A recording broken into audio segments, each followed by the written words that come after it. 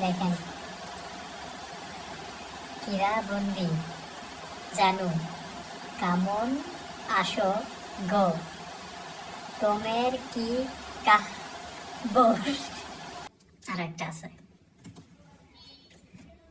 হা বন্ধু কালকে অনিক কাহিক ভুয়তা হতা পারা সত্তাই।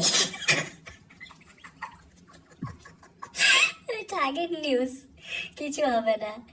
আই কাহবর গণভন থাকা থাই ছাই। কেমনে?